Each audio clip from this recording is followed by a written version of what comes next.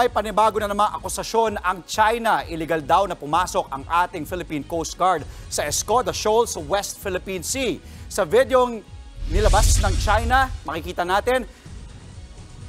ang mga tauhan ng PCG, sakay ng barko at mga rubber boat noong June 4. Ayon sa China Coast Guard, paglabag daw ito sa kanilang territorial sovereignty. Wala pang pahayag ang PCG ukol dito. Pero nung araw na yon, nagsagawa ng marine scientific research ang mga Pinoy scientists sa Escoda Shoal. Sinamahan sila ng PCG pero ginit-git naman sila ng mga rubber boat ng China.